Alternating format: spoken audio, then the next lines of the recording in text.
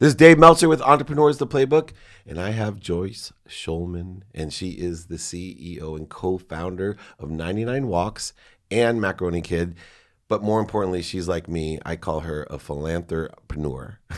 I love that. Everything that you do is about making money to help other people, and the demographic that you're helping really rings true to myself because I grew up with a single mom, 6 kids, and all the things that you support are things that I wish were around as I was growing up. How does a lawyer, we have that in common as well, recovering lawyers. Welcome to the Playbook, by the way.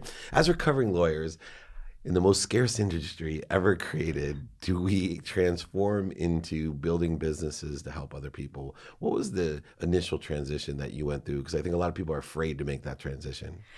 I have always had this really strong entrepreneurial spirit.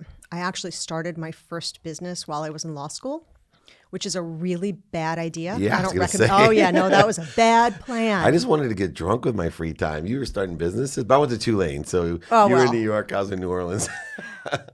The idea of creating something, I've always been an idea junkie.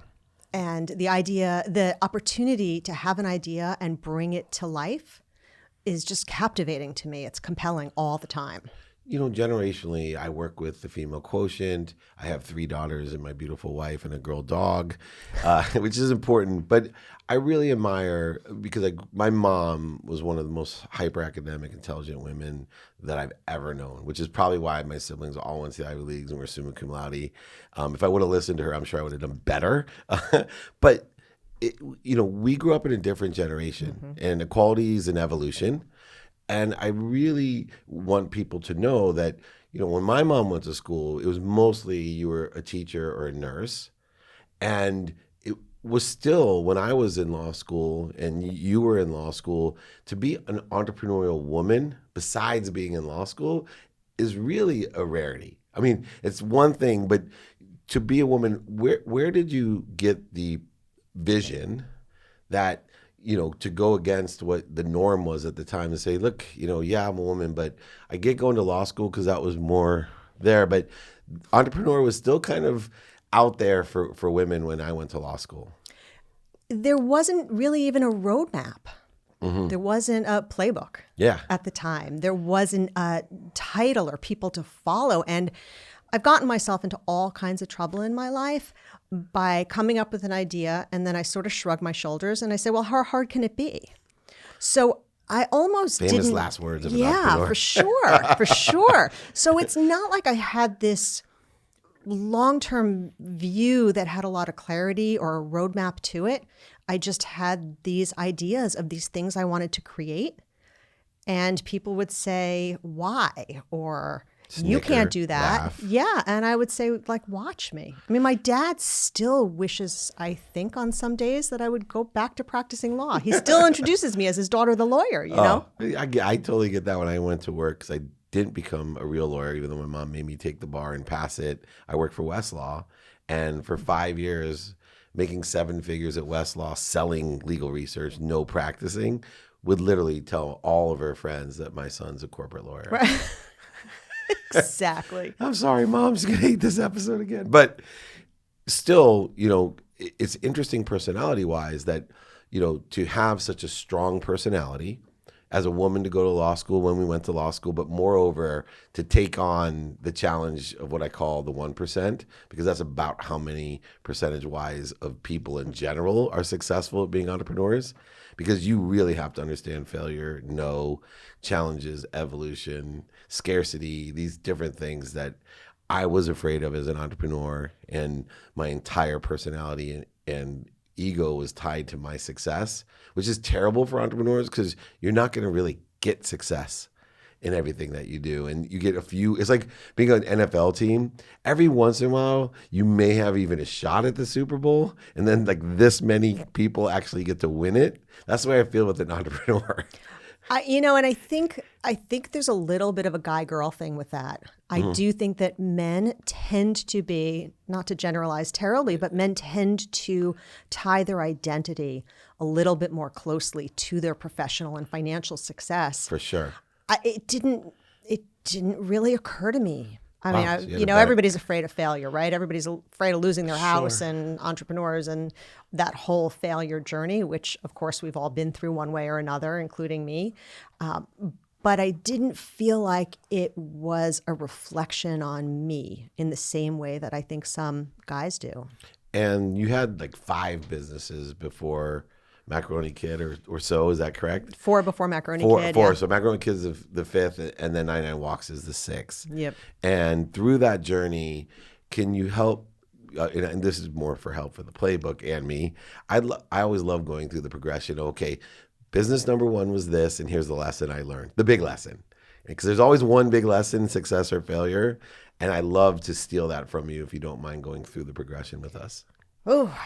Well, so the first business, my husband and I were working in New York. I had a big commercial litigation practice at a wonderful firm, but we would spend every Sunday night talking about what we could do to quit our jobs, start a business. Your husband was a lawyer as well? No, he was in marketing, sales and marketing, which is helpful. Him already. Yeah. I'm the perfect combo of you and your husband. Exactly. He actually did some sports marketing as well. Awesome. So we had an idea one day that we thought was brilliant. So we went into our respective bosses. We quit our jobs. We sold our apartment. We moved to a teeny tiny house out on the east end of Long Island, and we started a business called the Rover Group. We manufactured 42 different SKUs of pet products, horse treats, dog treats, and cat treats. And it was an unmitigated catastrophe. We lost everything. And what was the lesson that you learned? The lesson was cash flow, the importance of cash. So I would look at the numbers, and I would look at everything we had in inventory, which was too much. Mm-hmm. Everything we had in debt, which was pretty much nothing, which is great. That's great. Everything we had in receivables, because nobody ever pays you on time, which is something I didn't actually know at the time. They say they will. But they don't. Right. Yeah. So on paper, things looked pretty good. Yeah. But there was never any money.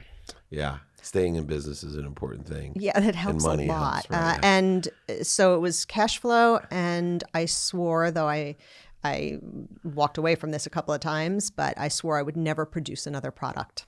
And so through that dedication of never having another product, where did you transition to next? We moved into the media space. We founded a company called... Didn't want to go back to your normal profession? We talked about it a lot. I still talk about it. Or at least your parents do. From time to time. It is nice to have a paycheck every month from somebody else. It is really nice. Yeah. And have people to fix things and pay the rent and the overhead. Pay the payroll. Yeah. I've said this before, but I love my dad had some great one-liners, but the one that I always loved, and it makes me remember him. He just said, if you don't like someone, Dave, make sure you tell them, I hope you're so successful that you have tons of employees in a huge office. And they're going to say, thank you. That Dave Meltzer is a wonderful person. You've just cursed him with employees and overhead. Exactly. Exactly. Yeah. So you transitioned into the media spot from the pet foods products place. And through that, what exactly did the media company do? So we were the first to put advertising on pizza boxes distributed through independent pizzerias. That's a great idea. Yeah. 4-color, glossy, magazine quality, beautiful advertising. We did a ton of entertainment work, a lot of telecom. And that was successful. That was successful. Good. But that was a tricky business. And we the had biggest lesson of that business? So I want to get to 99 Walks. Yeah. So the biggest lesson there is be careful of your partners.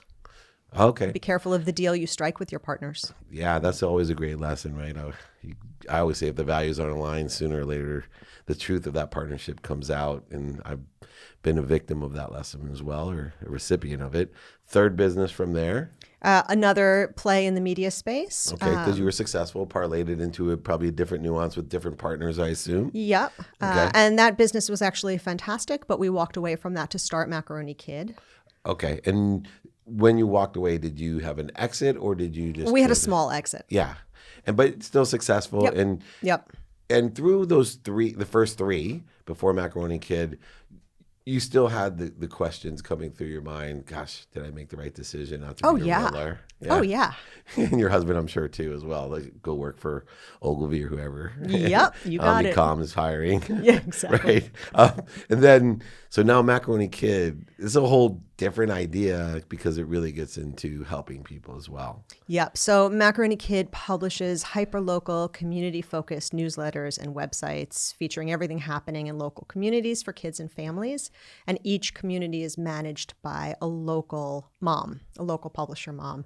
And that business came out of two things that I saw going on at the same time. The first, because this was 12 years ago, right? So the rise in email delivery of niche content I thought was really interesting. If you could define a scope of content that's really valuable to the user, delivery is free, right? At the time I thought, well, email is free and we'll just build a website. How hard can it be? And the other piece of it is so much underutilized talent among stay-at-home moms, right? Women who... Which is still an issue that I deal with a lot of entrepreneurs for my TV show, et cetera. And it's still such an underutilized 100%. Workforce of hyper-intelligent, really talented people. Yep. I mean, Etsy itself is built on it. Right? Yeah, and these are women who want to work. They want to give back. They just don't want to go back to working 50, 60 hours a week because their priorities have shifted, but they haven't shifted 100%. Yeah. So we really tapped into something there and built an incredible community. Over 3 million people in the community, right? Yep. Which is incredible. And now that still exists. Absolutely. And you guys run that still with obviously a lot of help. Lots of help. Which is beautiful. And is that a for-profit or just nonprofit? That's a for-profit. For-profit. Yeah, at the end of the day, we're a media company. Right. And you do tie into any charitable cause with that as well?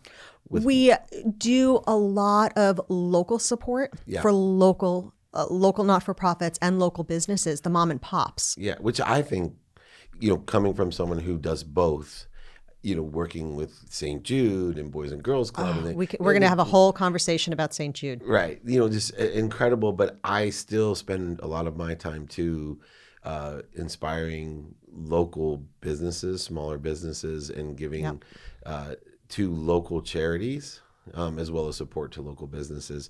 Now, there's been a transition though, which is really exciting. 99 Walks.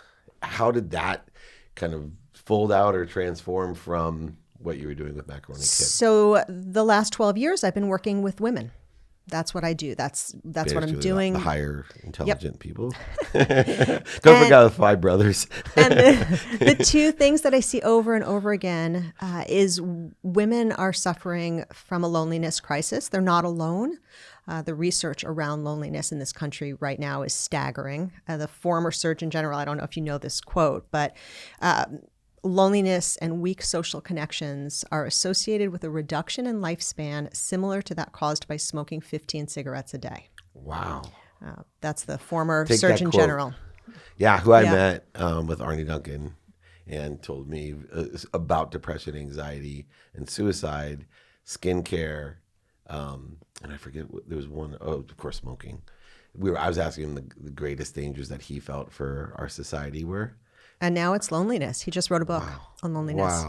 Wow. And the other thing that everybody, particularly if you leave the coasts, honestly, is a fitness and wellness crisis. It's just, we have never known as much as we know now about what it takes to be physically well, and it's still getting worse. So obviously we're doing something wrong. I believe those two things are related. Well, you're doing something right because I know you're not 25 anymore by your course history, and you're in incredible shape. Thank you. So I tell people all the time, I go, if you just focus an hour a day on your health, that's a really good place to start. In fact, when I spoke back at Tulane, one of our graduates from law school runs HBO, and the last question to the CEO of Burger King that went to Tulane, myself, et cetera, was that one best piece of advice for these kids, and there she was, and I thought she was going to give something super cool about entertainment or media, and literally said, if you don't find something that you love to do for an hour a day for your health, then you're making a huge, literally anything, and it hit me. I'm like, drop the mic. I cannot beat that. I agree with her. And I had something about marketing and media plan, but I had to reiterate what she said because health is huge. And I still think even on the coast, that although we have areas that are more healthy than other, it's still a huge issue. Yeah. Now, 99 Walks, there's an inspiration behind it as well. Where'd that come from? Just from the monetary side of it, or? No, I'm not sure how to answer that exactly, but it comes from my belief that the fitness and wellness crisis that we're seeing is tied to the loneliness crisis. But specifically for women? For women. Yeah. And so do you think that problem exists more for women than men? Like they're more lonely? I think women and men are lonely in a different way. Okay. And I think they need different things. And there's some really interesting research even around the impact of walking together, what happens when women walk together and what happens when men walk together physiologically, which is fascinating. But I think men are also suffering from loneliness, but I don't know how to help them. Because what I know is I know women. Yeah. And I know, so we didn't talk about this, but my dad's a retired coach. And I always tell this story, but when I was about 16, I came home from school one day having had a really crappy day. And it was high school, right? So it was, I don't know, it was Mean Girls or a boy or whatever it was. Life. Life as a 16-year-old. And my dad took one look at me and he said, go for a walk, and when you get back, we'll talk. And I dropped my bag and I walked right back out the door, and I walked 2 miles, and I vividly remember the shift in my mood. Wow. And that moment has stayed with me. Walking is so incredibly powerful, more so for your mind and your mood. And then the physical piece of it just kind of follows. Yeah. Well, it's interesting because I walk with my wife every chance I get. And our relationship has never been better. And when I was little, my mom had 5 boys and a girl and a single mom, but I was hyperactive. My other siblings could sit and read and do other things. There was not a chance.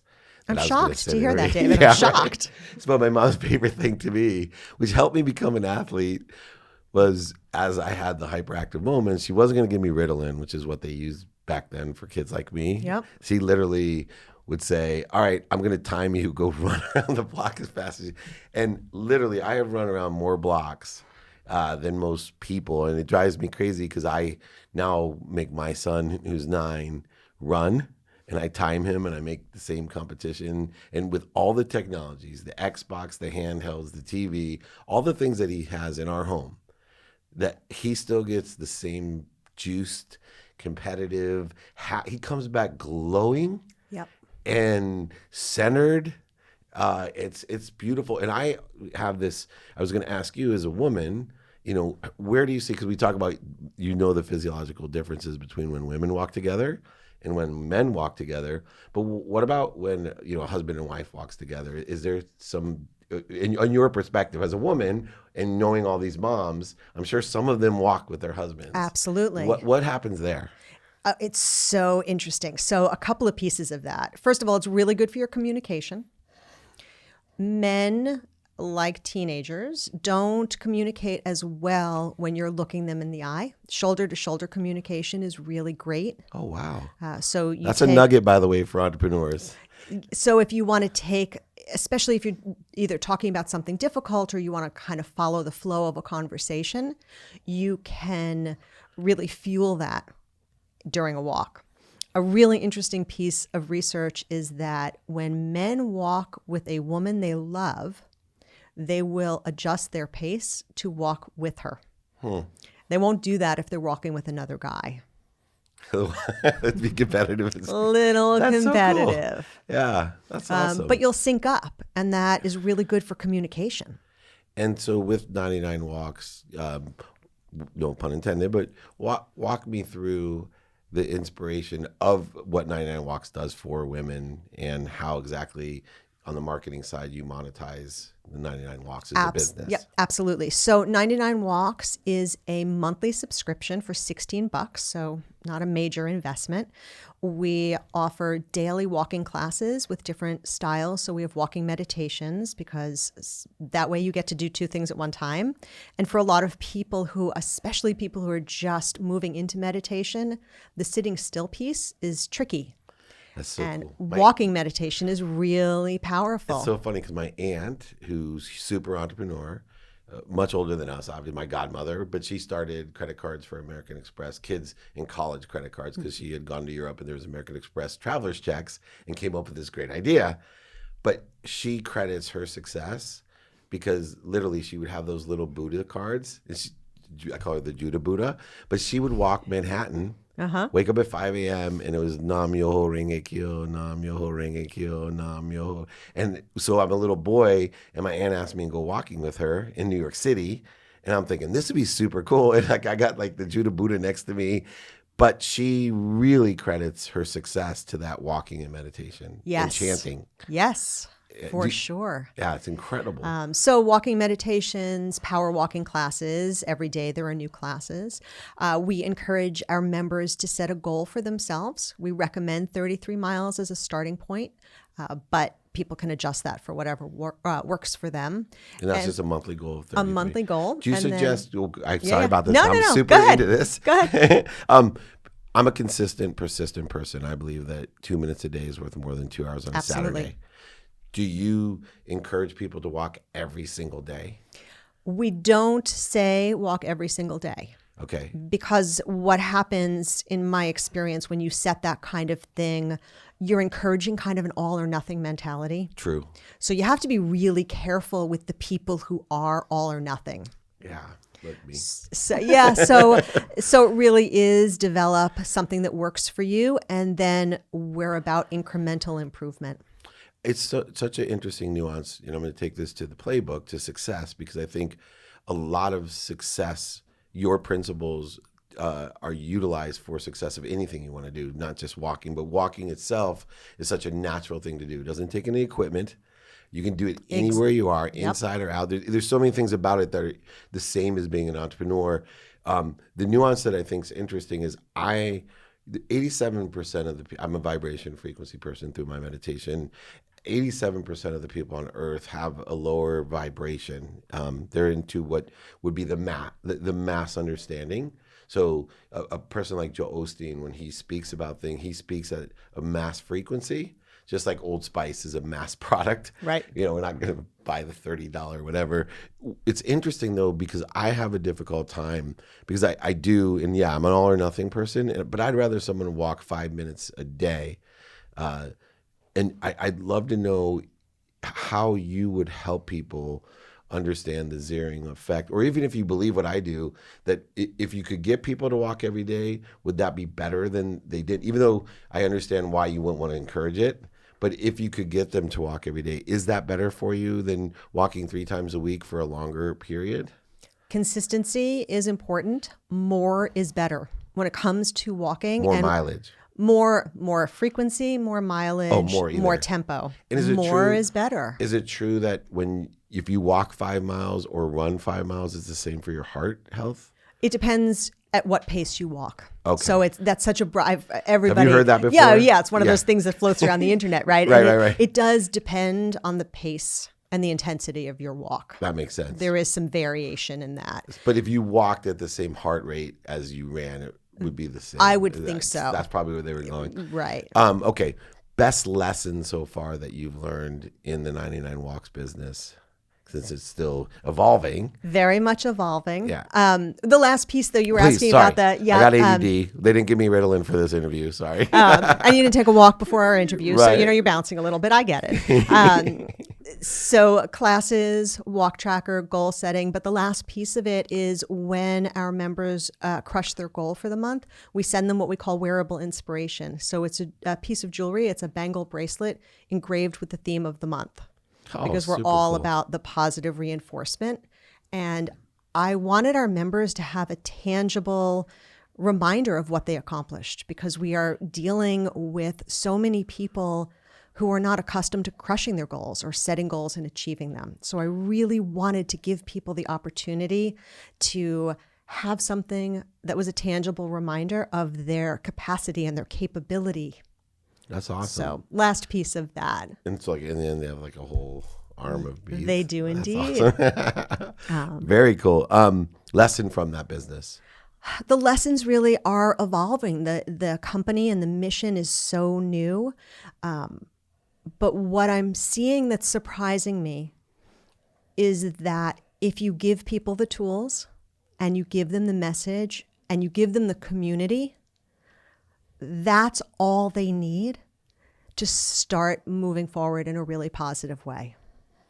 Yeah, and teaching movement is absolutely a great start to what you're achieving. Last question, there's a lot of struggle even now, I'm sure, in any entrepreneurial business, challenges that no one can see or understand unless they're involved in it.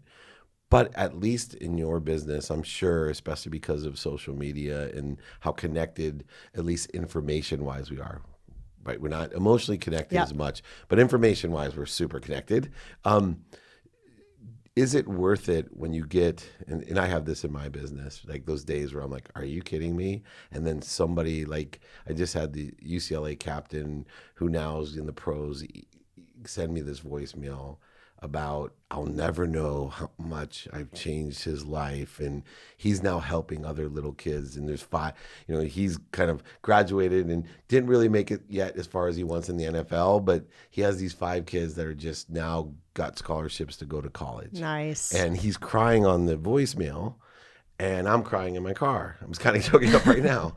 And I just like literally in my head going, like, I could just retire, I don't need all these kids. And then there's that message, and I'm like, okay, I love what I do. I'm so blessed. This is the best. Do you have the same feelings? All the time. And you must get how many letters, just letters, voicemails. This works, right? Yeah. Yeah. It's amazing. I literally, right before I came in here today, I read an email from one of our members whose daughter was rushed to the hospital. She's fine. So the end of the story is good, but the daughter was rushed to the hospital. Thank you for starting there. Yes. And ended up in surgery.